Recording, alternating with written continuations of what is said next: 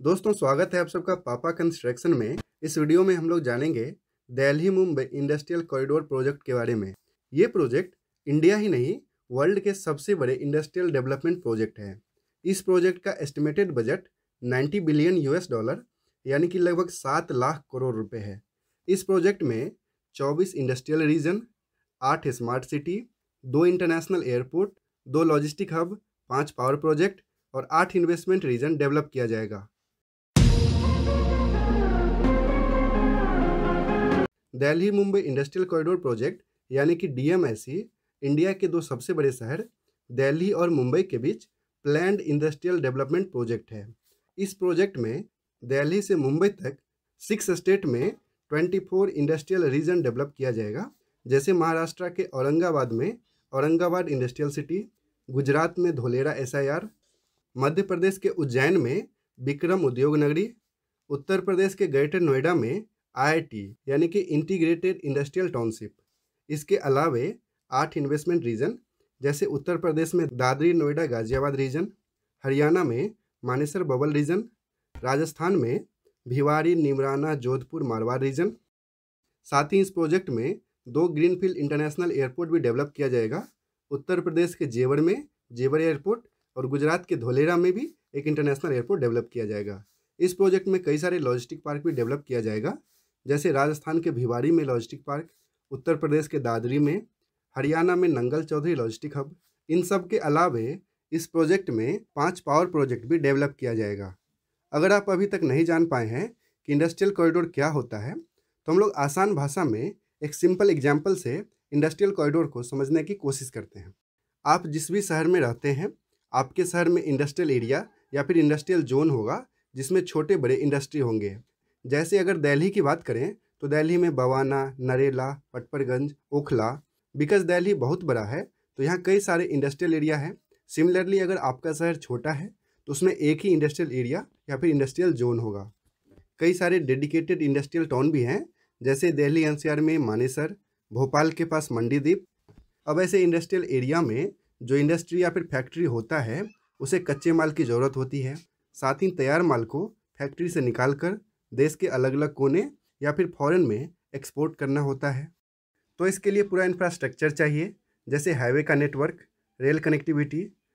तो industrial corridor यानी कि इंडस्ट्री या फिर फैक्ट्री तक बेहतर कनेक्टिविटी के लिए कॉरिडोर बनाया जाए, जिसमें हाईवे और रेलवे का नेटवर्क हो। साथ ही इसे पोर्ट यानी कि बंदरगाह से कनेक्ट किया जाए इंपोर्ट या फिर एक्सपोर्ट करने के लिए। एग्जिस्टिंग इंडस्ट्रियल जोन या फिर इंडस्ट्रियल एरिया के अलावे नए इंडस्ट्रियल रीजन डेवलप किया जाएगा दिल्ली मुंबई इंडस्ट्रियल कॉरिडोर में। अब बात करते हैं कनेक्टिविटी की। दिल्ली मुंबई के बीच गोल्डन क्वाड्रिलेटरल प्रोजेक्ट में दिल्ली मुंबई हाईवे को अपग्रेड किया गया था। साथ ही अभी Delhi Mumbai expressway under construction है। हालांकि दिल्ली मुंबई एक्सप्रेसवे उस टाइम पर प्लान नहीं किया गया था, लेकिन इस एक्सप्रेसवे के बन जाने से दिल्ली मुंबई इंडस्ट्रियल कॉरिडोर का इंपॉर्टेंस और भी ज़्यादा हो जाएगा। अब अगर रेलवे कनेक्टिविटी की बात करें तो वेस्टर्न डेडिकेटेड फ्रेट कॉरिडोर, जो कि दिल्ली से मुंबई के सेक्शन में अभी अंडर कंस्ट्रक्शन है, ये एक डेडिकेटेड फ्रेट कॉरिडोर है। यानी कि इस रेलवे ट्रैक पर केवल माल गाड़ियाँ ही चलेंगी और इसमें केवल मटेरियल का ही ट्रांसपोर्टेशन होगा। यहाँ पे एक नोटिस करने वाली बात है, चाहे दिल्ली मुंबई एक्सप्रेसवे हो या फिर डेडिकेटेड फ्रेट कॉरिडोर, दोनों मुंबई में जेएनपीटी के पास एंड होता है। जेएनपीटी यानी कि जवाहरलाल नेहरू पोर्ट मुंबई के पास नवी मुंबई में इस टाइम पर ये इंडिया का सबसे बड़ा पोर्ट है। ज़्यादातर माल का इंपोर्ट या फिर एक्सपोर्ट जेएनपीटी से ही किया जाता है। इसीलिए चाहे हाईवे हो या फिर रेलवे हो, जेएनपीटी से कनेक्ट करना काफ़ी इंपॉर्टेंट। दिल्ली मुंबई एक्सप्रेसवे और वेस्टर्न डेडिकेटेड फ्रेट कॉरिडोर के अलावे जेएनपीटी तक कनेक्टिविटी के लिए सागरमाला प्रोजेक्ट भी काफ़ी इंपॉर्टेंट है। सागरमाला प्रोजेक्ट में कई सारे पोर्ट को जेएनपीटी से कनेक्ट किया जा रहा है। यानी कि आने वाले टाइम में जब इंडिया मैन्युफैक्चरिंग का हब होगा तो इंडिया में कच्चे माल को इंपोर्ट करने या फिर तैयार माल को एक्सपोर्ट करने के लिए पोर्ट तक आसानी से पहुंचाया जा सकता है, बाय रोड भी, बाय रेल भी या फिर बाय पोर्ट भी। एक और पॉइंट हम लोगों ने मिस कर दिया, इस प्रोजेक्ट की शुरुआत क्यों और कैसे हुई। अभी तक हमने जाना कि फैक्ट्री को रॉ मटेरियल चाहिए। ये रॉ मटेरियल हम लोग इंपोर्ट या फिर एक्सपोर्ट करते हैं। ये डिपेंड करता है कि हमारे पास कौन सा मटेरियल अवेलेबल है और हमें कौन से मटेरियल की ज़रूरत है। इसी हिसाब से इंपोर्ट या फिर एक्सपोर्ट किया जाता है। 2008 में चाइना में बीजिंग ओलंपिक होने वाला था।